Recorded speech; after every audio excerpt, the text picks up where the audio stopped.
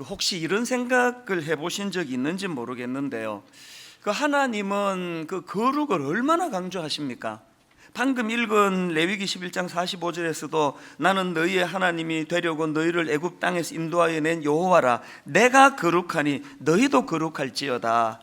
또 레위기 19장 1절 2절에도 보니까 여호와께서 모세에게 말씀하여 이르시되 너는 이스라엘 자손의 온 회중에게 말하여 이르라. 너희는 거룩하라. 이는 나 여호와 너희 하나님이 거룩함이니라. 또 출애굽기 19장 6절 너희가 내게 대하여 제사장 나라가 되며 거룩한 백성이 되리라. 너는 이 말을 이스라엘 자손에게 전할지니라. 심지어는 출애굽기 39장 30절에 보니까 그들이 또 순금으로 거룩한 패를 만들고 도장을 새긴 같이 그 위에 여호와께 성결이라 새기고, 이게 무슨 내용인가 하면은 하나님께서 모세에게 명령하시기를 이 제사장의 머리에 서는 관에다가 여호와의 성결이라는 문구가 새겨진 패를 거기에 더 씌워서 그렇게 이제 더 씌우라는 거예요. 이 부분을 제가 영어 성경으로 보니까 굵은 대문자로 돼 있더라고요. Holy to the Lord. 한 글자 한 글자를 굵은 대문자로 써놓은 걸 제가 봤는데 뭘 의미합니까? 하나님을 향한 거룩을 이렇게 강조하는 거 아니겠습니까? 이렇게 하나님은 거룩을 강조하고 또 강조하시는데, 오늘 제가 제기하고 싶은 문제가 뭐냐 하면은, 아니 하나님이 그렇게 거룩을 강조하시는 분이라면 어떻게 이스라엘 백성들을 홍해를 건너가지고 가나안을 목표로 가나안으로 인도하실 수가 있느냐? 이게 무슨 말씀인가 하면은 그 당시 가나안은 한마디로 타락한 땅이에요. 타락한 땅. 여러 번 말씀드렸지만 그들이 믿던 바알 종교 자체가 이 음란을 바탕으로 한 그런 종교고요. 또 그런가 하면은 이 가나안의 문화라는 그 자체가 이 풍요를 향한 욕망이 넘쳐가지고 이 풍요를 위해서라면 막 무슨 짓이라도 하던 그런 사회 분위기가 그게 가나안이에요. 그럼 우리 상식적으로 진짜 하나님이 거룩을 그렇게 중요하게 생각하신다면 어떻게 그런 음란하고 악한 그런 오염된 땅으로 인도할 수 있습니까? 가나안의 인간의 손때가 묻지 않은 무공의 청정지역으로 인도하셔야 되는 거 아닙니까? 여러분이 어떻게 생각하십니까? 근데 저는 이런 문제 제기를 통해서 하나님이 진짜 원하시는 거룩이 뭔지를 우리는 다 파악할 수가 있다고 생각을 하는데요. 히브리어로 거룩은 카다시라는 단어인데요, 이 카도시라는 이 단어는 기본 의미가 영어로 컷이라고 전에 한 말씀드린 것 같아요. 히브리어로 거룩이라는 단어가 카도시인데 그 카도시는 영어 단어로 컷, 우리말로 하면은 베다, 자르다 이런 뜻으로 쓰이는 단어고, 더군다나 이 카도시라는 단어는 그 당시에 주로 구별되다, 이런 뜻으로 사용하는 단어라는 겁니다. 뭘 의미하겠습니까?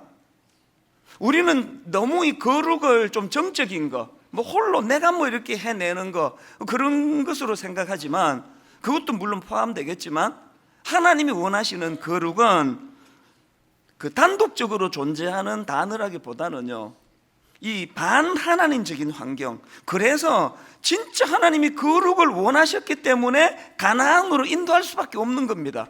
왜 그렇습니까?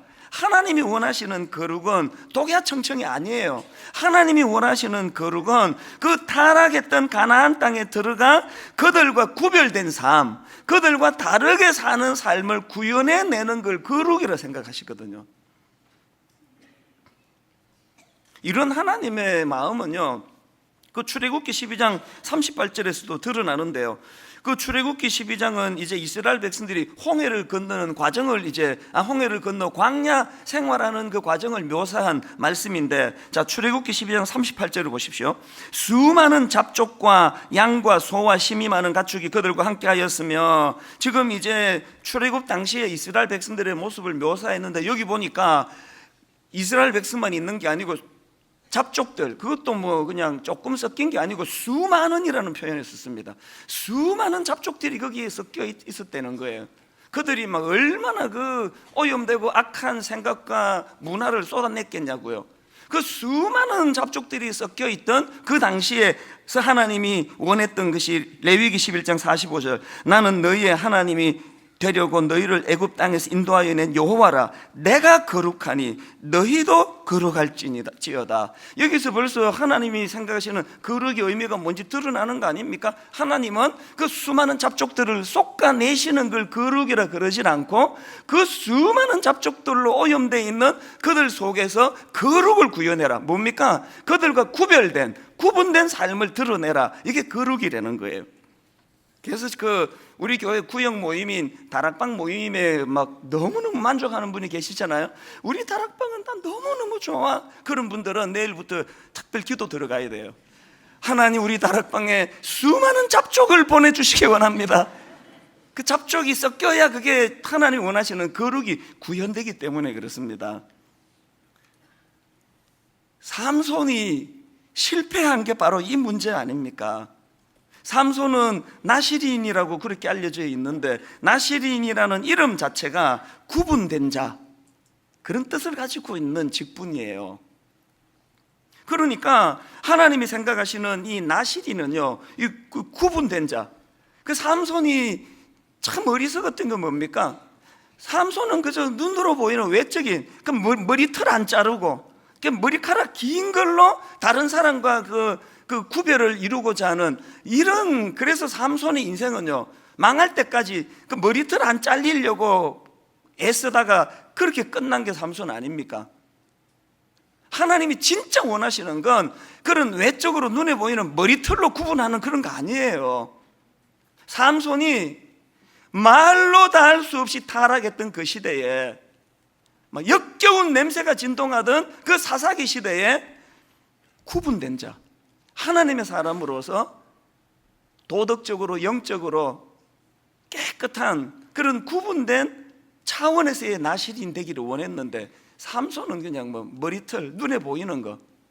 이 오늘 여러분 좀 우리의 부끄러운 모습 아닐까요? 여러분 그 직장에서 예수 안 믿는 사람들하고 어떤 구분이 일어나고 있습니까? 기껏 우리가 드러내는 거는 뭐 주일날 성경책 끼고 뭐 교회 가는 이 정도 구분, 성경책 끼고 가니까 교회 다니나 보다, 이거 말고 그 드러내는 뭐가 있습니까? 어떤 걸로 우리가 세상 사람들과 구별된 삶을, 구별되긴 된다 그러더라고요. 예수 믿는 것들을 얼마나 까탈스럽고 아무것도 아닌 것까지 시비 걸고 문제 삼고 뭐 그런 걸로 구분이 된다고 그러긴 하더라고요. 찔리시니까 웃지도 않으시네. 오늘 여러분이 목사인 저에게 요구하는 게 그거 아닙니까? 당신은 크리스찬 중에도 목사니까 우리는 세상에 뭐 그렇게 섞여 살다 보니 또 벤츠도 타고 싶고 뭐 막 100평짜리 집도 원하고 하지만 목사님은 교회가 암만 커도 그러시면 안 되는 거 아닙니까? 라고 요구하는 건 뭐예요? 목사에 대하여 구분된 삶을 원하시기 때문에 그런 거 아닙니까? 그렇기 때문에 로마서 12장 2절 말씀, 너희는 이 세대를 본받지 말고 오직 마음을 새롭게 함으로 변화를 받아 하나님의 선하시고 기뻐하시고 온전하신 뜻이 무엇인지 분별하도록 하라. 이 로마서 12장 2절은 다른 말로 하면 거룩하라는 뜻이에요. 이 세대를 본받지 말고. 그러면 이제 우리가 어떻게 하면 이 거룩한 삶을 구현해낼 수 있을까? 제가 이런 생각을 하면 그 떠오르는 그 아미시 타운이라고요. 제가 한 번은 그 미국의 그 필라델피아에 이제 집회를 간 적이 있는데, 그 저를 초청해 주신 목사님이 이제 목사님 구경시켜 드릴 게 있다고 그러면서 이제 저를 이제 태우셔가지고 한두 시간을 간 것 같아요. 한창 이제 건교로 나가니까 막 얼마나 환경이 좋은지, 그러면서 그 목사님 지금 저기 보이십니까? 저게 아미시 타운이라는 거예요. 이 아미시는요, 기독교 교파 중에 하나인데요, 이분들은 이제 이 오염된 세상에 살기가 너무 힘들어서 세상과 격리되어 사는 분들이에요. 그래서 자기들끼리 이제 마을을 이룬 거예요. 그래서 그 안에서 이제 그 넓게 펼쳐진 초원에서 이제 농사 짓고, 그래서 이분들은 현대적인 문명을 다 거부하고요, 이제 농사 지어가지고 그 생필품들을 거의 다 자급자족하는 걸로 알려졌고, 진짜 놀라운 게 뭔지 아십니까? 이분들은 지금도 그 자동차 안 타고 다니고 마차를 타고 다녀요. 그리고 또 그 국가에다가 내는 세금은 당연히 내지만, 그러나 미국 정부의 도움을 받지 않는 그런 고립된 생활을 하는 거예요. 제가 지금도요, 너무너무 세상이 복잡하고 머리가 어지럽고 신문만 펼치면 막 역겨운 사건 사고가 쏟아져 나온 걸 볼 때마다 가끔씩 아미시 타운이 생각이 나요. 나도 저기 가서 살고 싶다, 이런 험한 거 안 보고. 우리 그런 타운 하나 만들까요? 지리산 깊은 데다가 우리 이렇게 땅 좀 사가지고 거기서 농사 짓고 머리 따 기르고 마차 타고 다니고, 그 너무 멋있을 것 같지 않습니까? 그러나 여러분, 하나님은 그걸 결단코 원하지 않으세요. 왠지 아시죠? 하나님이 원하시는 거룩은 그런 게 아닙니다. 잡족들 다 뽑아내고 우리끼리 독야청청하는 거룩이 아니에요. 예수님이 그 요한복음 17장에서 그 제자들을 위한 기도를 드리는 그 기도 안에 거룩이 뭔지가 다 담겨 있는 걸 발견했는데요. 자, 요한복음 17장 15절에서 예수님의 기도를 들어보십시오. 내가 비옵는 것은 그들을 세상에서 데려가시기를 위함이 아니요 다만 악에 빠지지 않게 보전하시기를 위함이니이다. 내가 세상에 속하지 아니함 같이 그들도 세상에 속하지 아니하였사옵나이다. 이게 거룩 아닙니까? 세상에 머물고 있지만 세상에 속하지 않은 삶의 형태, 이게 거룩이거든요. 그 다음 17절에서 주님의 기도를 또 들어보십시오. 그들을 진리로 거룩하게 하옵소서. 아버지의 말씀은 진리니이다. 여기도 거룩이 나오네요. 근데 그 다음 18절에 보니까 아버지께서 나를 세상에 보내신 것 같이 나도 그들을 세상에 보내었고 또 그들을 위하여 내가 나를 거룩하게 하오니 이는 그들도 진리로 거룩함을 얻게 하려 함이니이다. 이 주님의 기도 속에 뭐가 거룩인지를, 그래서 우리는요, 세상이 아무리 혼잡하고 복잡해도 머리가 아파도 그 필라델피아 근교에 있는 아미시 타운을 그리워하면 안 됩니다. 여기서 우리가 싸워야 되는 건 뭡니까? 다른 내가 이 땅에 닿고 있지만 나는 세상에 속하지 않았다, 나는 세상의 영향을 받는 사람이 아니다, 이걸 구현해내는 게 이게 거룩이라는 거예요.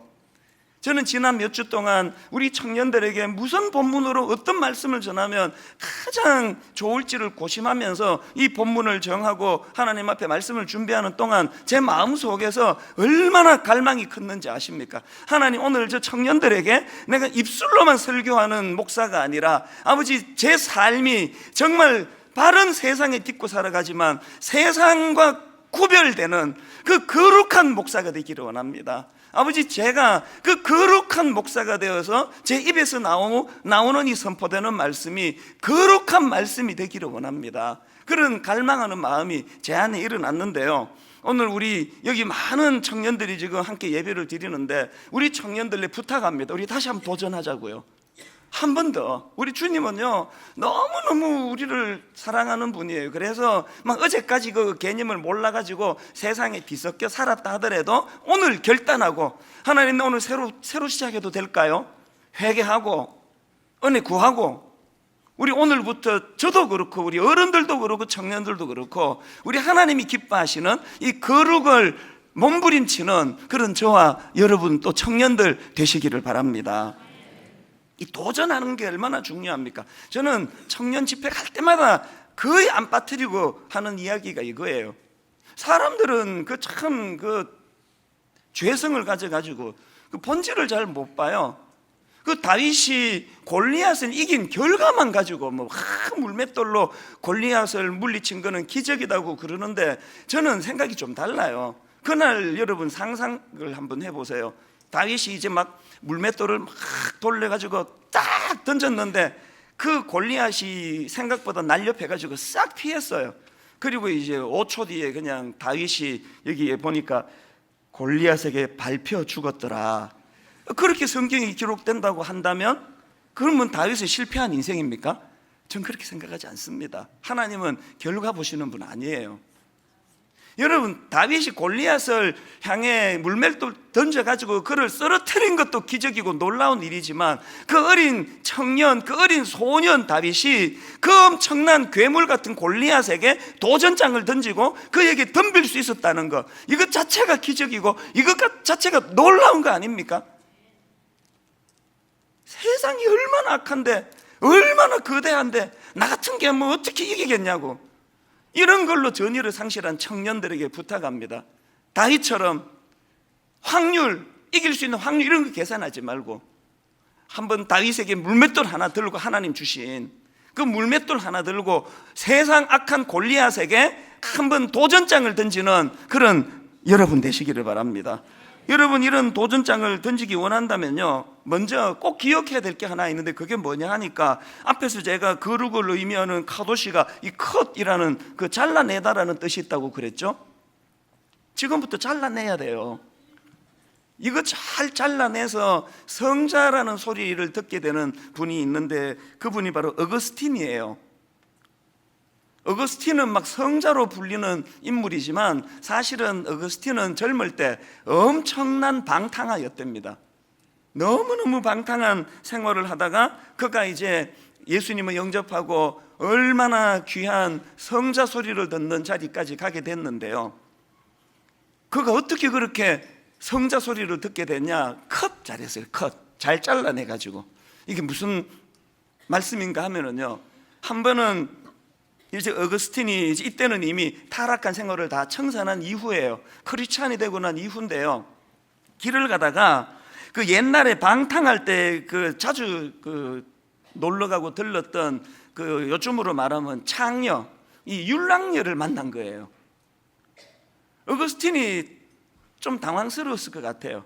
자기는 이제 변화받았는데 늘 같이 놀러 가고 하던 그 율랑녀를 만나니까 또 어거스틴이 모르는 척하고 이렇게 이제 지나가려고 하니까 그 여자가 이렇게 물었답니다.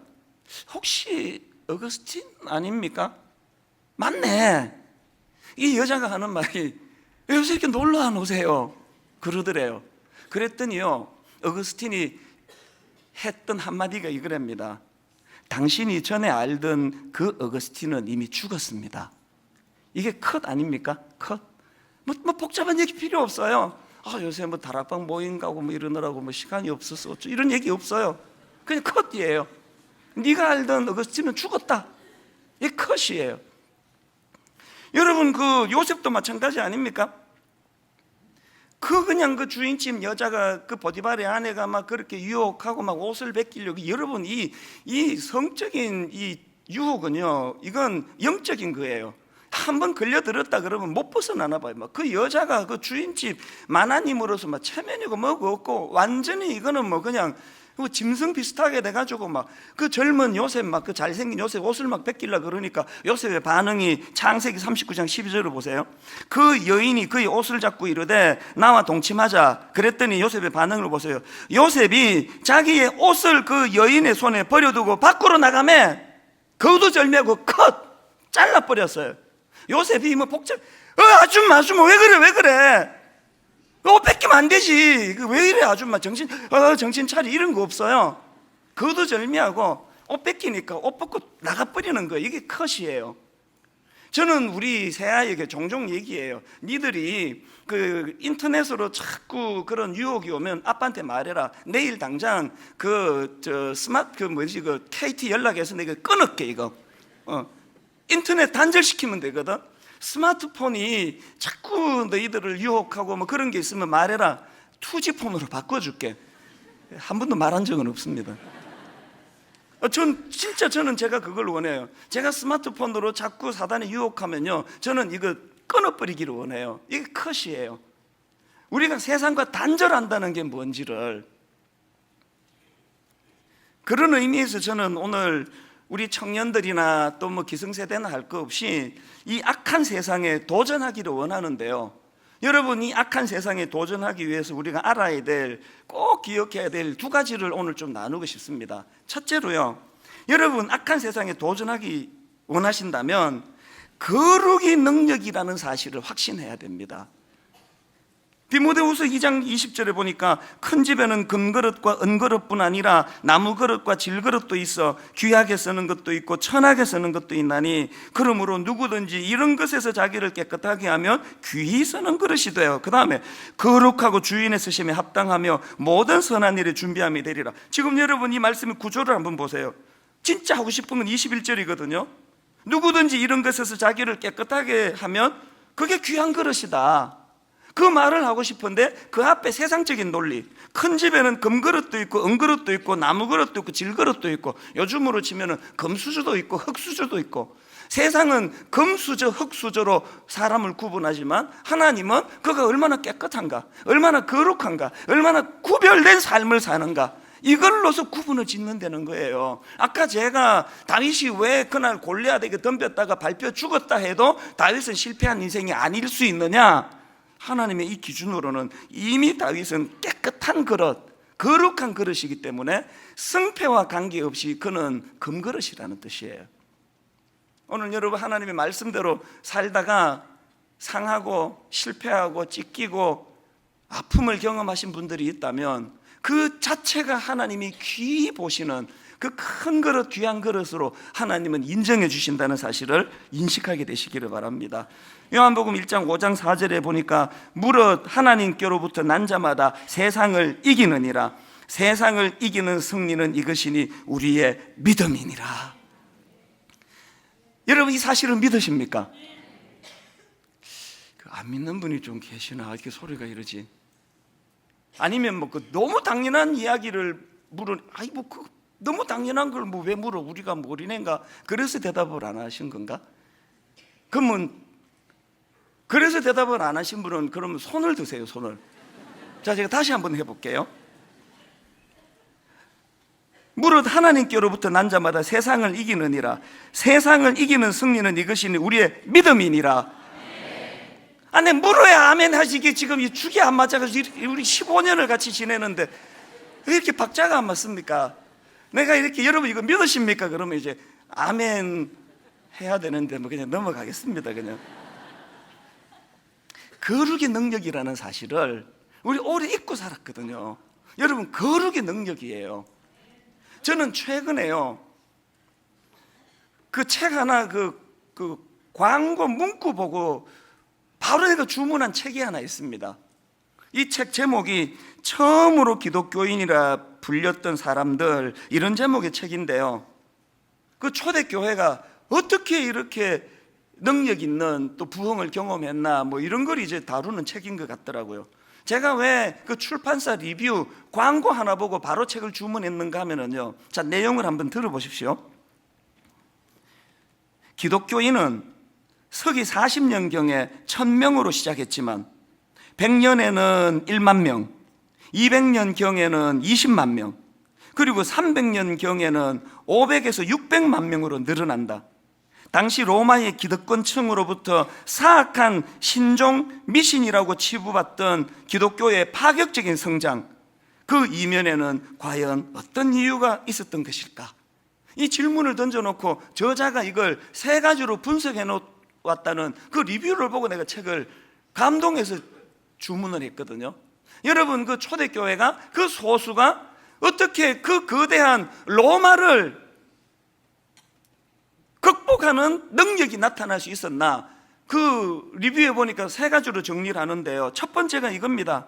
첫째가 기독교가 당시에 다른 종교와는 다르게 매우 윤리적인 종교였다는 점이다. 둘째, 체계 종교로 대변되는 속성이다. 셋째, 탈민족적이고 탈신분적인 성격의 종교라는 특징이다. 이 3가지가 그 초라했던 초대교회가 로마를 이기고 극복하는 비결이 됐다는 거예요. 여러분 저는 이 3가지가 다 너무 의미가 있는 겁니다. 체계 종교로 대변되는 속성. 우리는요 하나님의 말씀을, 주님의 말씀을 성경으로 기록해서 늘 읽고 묵상하고 암송하고 바라는 종교예요. 그런가 하면은 탈민족적이고 탈신분적인 성격의 종교라는 특징, 잘난 놈, 성공한 놈, 똑똑한 놈만 하나님 이뻐하시는 게 아니라 낮고 천한 우리 같은 인간들도 민족을 초월하여 품고 사랑하신다는 이것이 능력이 됐다는 거예요. 이 세 가지가 다 감동이었지만 그 중에 저는 첫 번째로 기독교가 당시에 다른 종교와는 다르게 매우 윤리적인 종교였다, 이게 힘이었다고 한다면 오늘 한국교회가 이렇게 힘을 잃어버린 것도 같은 원리 아닙니까? 오늘 한국교회가 이렇게 초라하고 부끄러운 공동체가 돼버린 거는 세상에서 우리가 윤리를 잃어버린 거 아닙니까? 중세 종교교육이 왜 필요했습니까? 지도자들의 성적 타락으로 윤리를 잃어버렸기 때문 아닙니까? 거기에 반해가지고 여러분 그 루터, 그 변방에서 사역하던 그 무명의 루터라는 그 보잘것없는 한 사람이 그 당시 로마 교황청은요, 하늘에 나는 새도 떨어뜨리는 권력이었습니다. 사람 하나 죽이고 살리고 마음껏 하던 권력이었는데 그 변방에 있던 루터라는 무명의 사제가 어떻게 그 교황청을 상대로 다윗이 골리앗을 향하여 싸움 걸듯이 그게 어떻게 가능했으며, 어떻게 여러분 그 사악한 그 거대한 그 악한 그 당시 로마 교황청을 상대로 종교개혁을 이루어낼 수 있었나? 어떻게 가능하다고요? 대답 간단합니다. 거룩의 능력이거든요. 여러분, 거룩의 능력이거든요. 요한복음 16장 33절, 이것을 너희에게 이르는 것은 너희로 내 안에서 평안을 누리게 하려 함이라. 세상에서는 너희가 환난을 당하나 담대하라. 내가 세상을 이기었노라. 여러분, 이 사실을 마음으로 믿음으로 받아들이는 저와 여러분 되시기를 바랍니다. 그런가 하면 두 번째로 여러분, 악한 세상에 도전하기 위해서 기억해야 될 게 있는데요, 그 일이 가능하도록 거룩의 능력이라는 사실을 가지고 세상을 우리가 싸워 이길 수 있기 위해 가지고 해야 되는 게 뭐냐? 쏟아지는 영광에 흠뻑 잠겨야 한다는 거예요. 게리 토마스가 쓴 거룩의 능력이라는 제목의 책이 있는데요, 오늘 설교 제목을 제가 이 책 제목에서 따온 거예요. 그 책에서 참 가슴 벅찬 한 대목을 제가 발견했는데 한번 들어보시기 바랍니다. 거룩은 하지 않아야 할 일들의 목록을 만드는 것이 아니라 넘치도록 쏟아지는 영광의 물벼락에 흠뻑 잠겨 열정적으로 그리스도를 닮아가는 일이다. 저희 너무 감동이 돼가지고요, 저는 보통 성경 구절 외에는 그 자막으로 안 띄워드리는데요, 이걸 내가 띄워드려야 되겠다, 각인하면 좋겠다. 다시 한번 들어보세요. 거룩은 하지 않아야 할 일들의 목록을 만드는 것이 아니라 넘치도록 쏟아지는 영광의 물벼락에 흠뻑 잠겨 열정적으로 그리스도를 닮아가는 일이다. 뭐 세상이 썩었다 어쩌다 얘기할 필요 없습니다. 언제는 안 썩었습니까? 썩은 세상 바라보는 게 아니라 악한 시대를 살아가는 우리가 하나님께 갈망해야 되는 것, 하나님 넘치도록 쏟아지는 영광의 물벼락을 원합니다. 넘치도록 부어지는 영광의 능력을 원합니다. 매 예배 때마다 원합니다. 매 예배 때마다 넘치게 부어주시는 영광을 허락해 주심으로 아버지, 이 세상에 구별된 삶, 거룩을 살아낼 수 있기를 원합니다. 예배 때마다 갈망하셔야 돼요. 이걸 100% 구현해낸 인물이 구약의 이사야 선지자 아닙니까? 제가 너무너무 좋아하는 이사야 6장 1절 다시 한번 들어보십시오. 우시야 왕이 죽던 해에 내가 본적 주께서 높이 들린 보좌에 앉으셨는데 그의 옷자락은 성전에 가득하였고 스랍들이 모시고 섰는데 각기 6날개가 있어 그 둘로는 자기의 얼굴을 가리었고 그 둘로는 자기의 발을 가리었고 그 둘로는 날며 서로 불러 이르되 거룩하다 거룩하다 거룩하다 만군의 여호와여, 그의 영광이 온 땅에 충만하도다 하더라. 지금 이사야가 목도한 그 스랍들의 모습이 뭘 가리고 뭘 드러냅니까? 자기 영광 다 가려요. 두 날개로 다 가려요. 다 가려요. 자기 얼굴을 가리고 자기 발을 가리고 자기의 영광은 다 가리고 뭘 드러냅니까? 거룩하다 거룩하다 거룩하다 쏟아 부어지는 그 하나님의 영광을 이사야가 목도한 거예요. 여러분, 그 이사야가 살던 그 시대는요, 오늘 대한민국 이 시대보다 조금 더 뒤지지 않은 타락한 시대예요. 하나님이 머리부터 발끝까지 성한 게 하나도 없다 그랬습니다. 그 악한 시대에 이사야는 쏟아지는 하나님의 영광을 목도했기 때문에 위대한 선지자가 될 수 있었거든요. 저는 분당 우리 교회에서 예배드리는 청년들 매 예배 때마다 이 쏟아지는 하나님의 영광을 누리게 되기를 바랍니다. 안준이라는 청년이 있는데요, 젊은이들은 많이 알더라고요. 이 청년이 누군가 하면은요, 크리스찬인데요, 이 청년은 젊다 못해 어린 나이에 회사를 창업했습니다. 그래서 막 매출이 경이적으로 올라가고, 그건 제가 언급하고 싶지 않아요. 이 청년은요, 그 직원들에 대하여 너무나 인격적으로 또 대우를 잘해주고, 그래서 화제가 되어 있는 청년인데, 최근에 제가 이 청년의 강의를 듣다가 너무 가슴 벅찬 감동을 느꼈습니다. 왜냐하니까 강의 중에 자기가 크리스찬이라는 걸 당당히 밝히면서 그렇게 강의하는 것도 너무 고마웠고요. 이 청년이 강의하면서 하버드 대학교 총장을 지낸 나단 푸시의 말을 인용하는데, 그 전 하버드 총장이 하는 말이 청년의 가슴을 이끌어낼 수 있는 요소가 5가지 있다는 거예요. 청년의 가슴을 이끌어낼 수 있는 그 5가지 요소가 뭐냐 보니까, 첫째가 흔들 수 있는 깃발, 둘째가 변하지 않는 신념, 셋째가 따를 수 있는 지도자, 넷째가 평생을 함께 할 친구, 다섯째가 함께 부를 수 있는 노래. 그러면서 이 청년이 그날 주로 흔들 수 있는 깃발, 변하지 않는 신념, 이걸 가지고 자기 이야기를 쭉 간증하듯이 그 예수 안 믿는 청년들 앞에서 특강하는 걸 제가 들었는데요, 제가 그 강의를 듣고 너무너무 가슴이 벅찼습니다.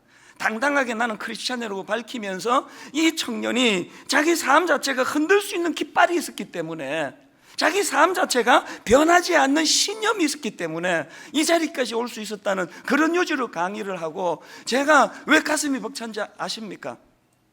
그 청년이 믿는 예수 그리스도가 그 청년에게 흔들 수 있는 깃발이 되어주시고, 십자가 지신 예수 그리스도가 그 청년에게 변하지 않는 신념을 주시고, 십자가 지신 예수 그리스도가 그 청년에게 따를 수 있는 지도자가 되어주실 뿐만 아니라 평생을 함께할 친구가 되어주심으로, 여러분 아까 그 5번째 요소, 함께 부를 수 있는 노래, 이 청년이 이렇게 함께 부를 수 있는 노래를 그렇게 강의하는 그 모습이 너무 감동이 됐던 것은, 동일하신 하나님이 23살 때 저에게도 찾아주시고, 저에게도 이 5가지를, 그래서 흔들 수 있는 깃발이 되어주셔서 오늘 이 자리까지 온 거라고 생각하니까 북받쳐 오르는 이런 마음의 감격이 밀려오더라고요.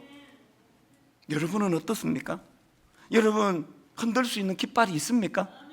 여러분 깃발이 지금 풀이 다 죽어 있다면 흔들 수 있는 깃발로 만들어주시는 예수 그리스도를 다시 의지하셔야 됩니다.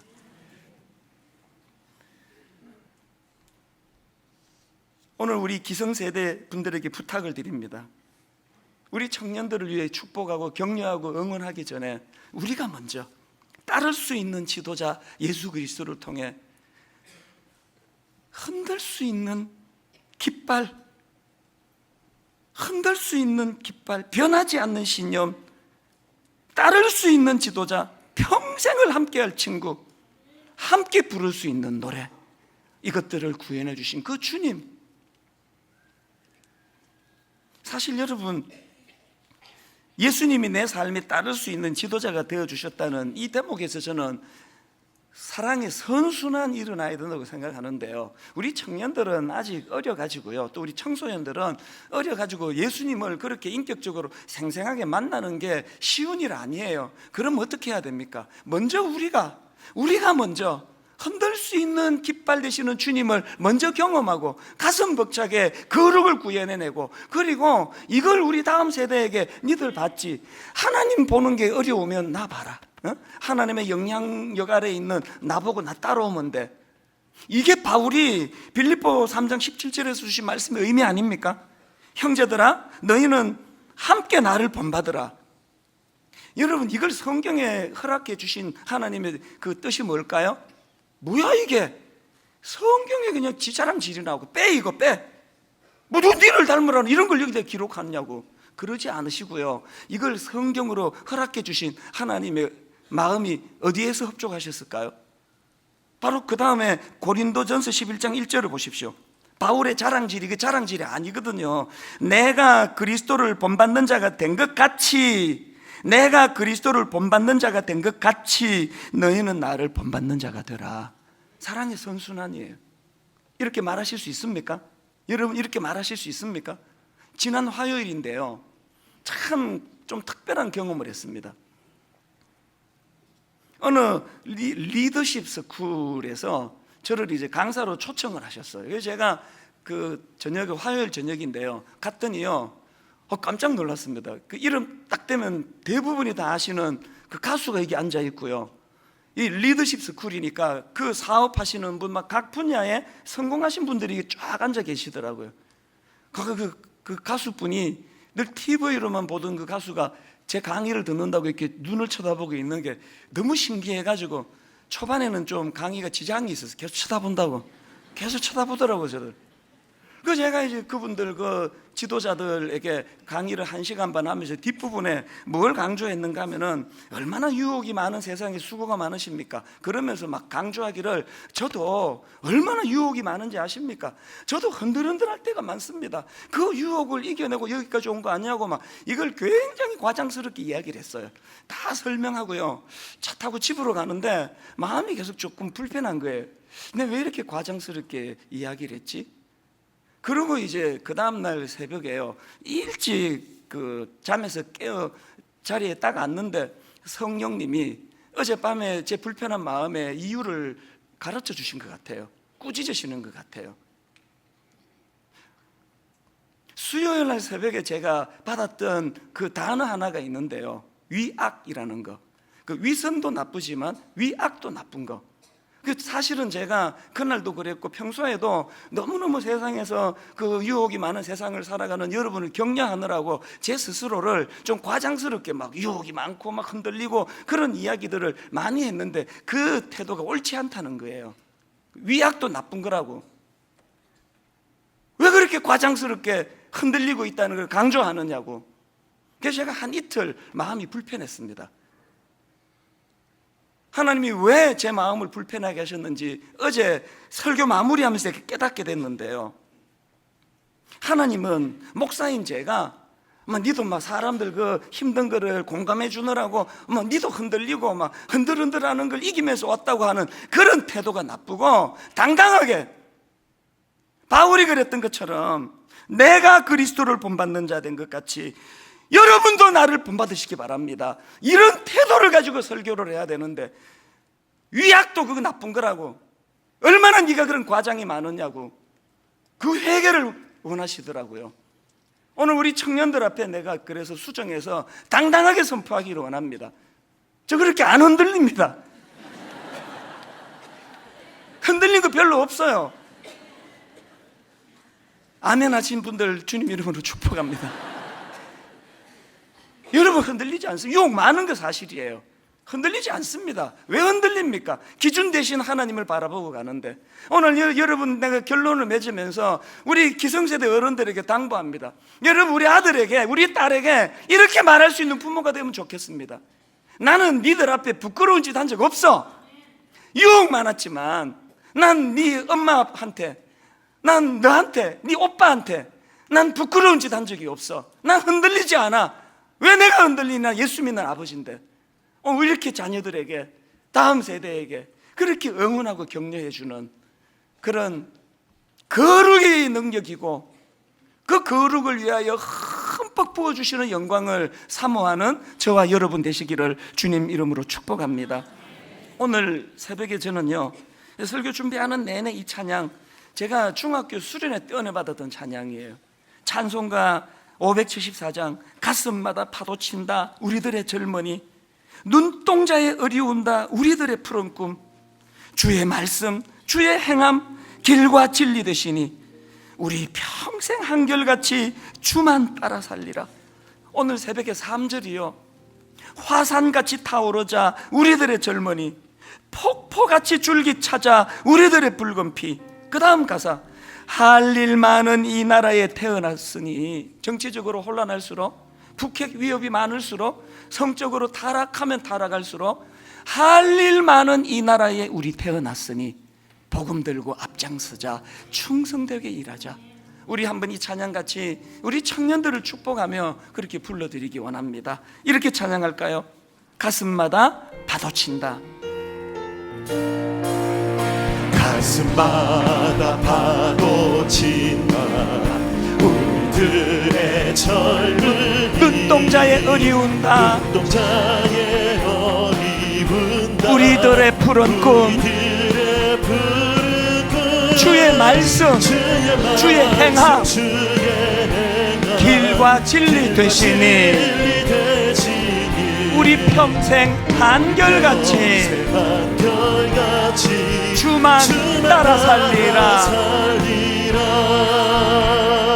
이제 오늘 그 오래 준비해 왔던 그 드림북 청성껏 책을 고르시고 그의 엽서에 격려의 글을 남기시고 그렇게 책을 이제 수천 권 들어왔거든요. 오늘 우리 청년들, 결혼 안 한 우리 형제 자매들 다 그 자리에서 일어나시면 이제 책을 받으시고 바로 앉으시면 돼요. 우리 2절부터 찬양할 동안에 우리 청년들에게 이 드림북을 선물로 전하는 시간을 갖습니다. 우리 2절 이렇게 찬양합니다. 우리 손뼉 치면서 일어나시면서 찬양합니다.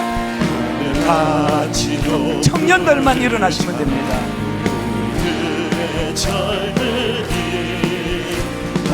같이 넓고 깊자. 우리들의 사랑이, 우리들은 주의 자녀, 부름 받은 한 형제. 몸과 마음 다 맞춰서 주 뜻대로 살리. 화산같이 타오르자.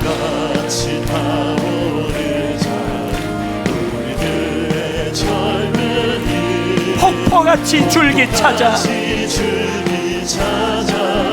우리들의 푸른 할 일 많은 이 나라에 우리 태어났으니 복음 들고 앞장서서 충성되게 일하자. 화산같이 타오르자.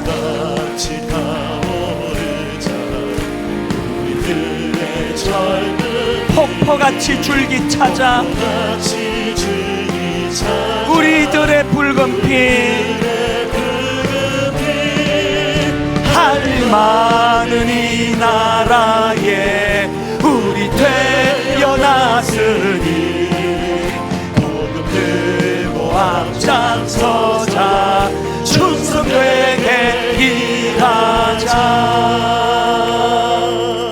자, 우리 아까 그 책 받을 때 받으면 앉으라고 한 거는 이제 쑥스러워할까봐 그랬는데요. 여러분 다시 한번 두 가지로 축복을 해드리고 싶은데요. 오늘 우리 아까 그 책 받으신 청년들 한번 다 자리에서 일어나 보시겠습니까? 우리 청년들 다 자리에서 일어나시면요, 우리 어른들 두 가지 하기 원합니다. 우선 우레와 같은 박수로 저들을 축복하기 원합니다. 응원합니다. 주님 이름으로 축복합니다. 마음을 다해서 저들을 응원합니다. 축복합니다. 그리고 또 한 가지 해드리고 싶은 게 있다면 여러분을 위한 기도예요. 여러분 응원하며 뒤에서 기도하니까 여러분 거룩과 싸우시기, 컷! 어거스틴처럼 그렇게 잘라내면서 그렇게 하나님 앞에 거룩을 구현해내기를 바랍니다. 우리 통성으로 우리 일어선 젊은이들 축복하며 또 우리 가정의 자녀들 이름 불러가며 우리 젊은이들을 축복하며 같이 기도하시겠습니다. 살아계신 하나님 아버지, 하나님의 은혜를 이 시간 사모하며 아버지 자리에 일어나 혼란한 이 시대, 악한 이 시대에 거룩하기를 결단하는 새벽 이슬 같은 청년들을 허락해 주신 걸 감사합니다. 하나님, 저들이 거룩의 능력임을, 아버지 하나님 주시는 거룩의 능력임을 확신하기를 원합니다. 하나님, 무엇보다도 저들의 삶 가운데 폭포수처럼 부어주시는 하나님의 영광을 맛보게 하여 주시옵소서. 하나님의 그 영광이 부어지게 하여 주시옵소서. 삶 속에서 그 은혜를 누리며 살아가도록 하나님 인도하여 주시옵소서. 하나님, 오늘 이 청년 주일날 하나님 저들에게 마음껏 부어주시고 또 부어주시는 하나님의 영광이 아버지 저들이 누리는 가장 큰 복인 줄 믿사오니 그 은혜를 허락하여 주시옵소서. 다시 한번 거룩의 능력이라는 사실을 확신하며 다윗이 그랬던 것처럼 악한 시대와 세상을 향하여 도전장을 던지며 다시 한번 그렇게 하나님 이름으로 선포하며 나갈 수 있도록 함께하여 주시옵소서. 그 은혜의 자리로 인도해 주시는 주님께 감사드리옵고 예수님 이름으로 기도드립니다. 아멘. 이제 우리 타 자리에서 일어나셔서 우리 젊은이들과 더불어 함께 성령님을 사모하며 이렇게 찬양합니다. 허무한 시절 지날 때, 깊은 한숨 내쉴 때.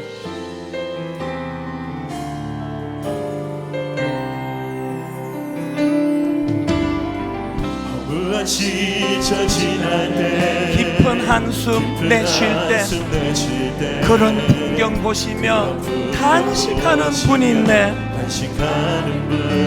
여러분 기억하십시오.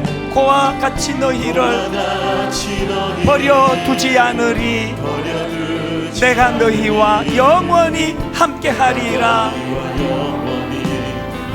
그 성령이 오셨네. 성령이 오셨네. 내 주에 보내신 성령이 오셨네. 우리 인생 가운데 친히 찾아오셔서 그 나라 꿈꾸게 하시네. 사모합니다. 성령이 오셨네. 성령이 오셨네. 성령이 오셨네. 내 주에 보내신 성령이 오셨네. 우리 인생 가운데 친히 찾아오셔서 그 나라 꿈꾸게 하시네. 그 나라 꿈꾸게 하시네.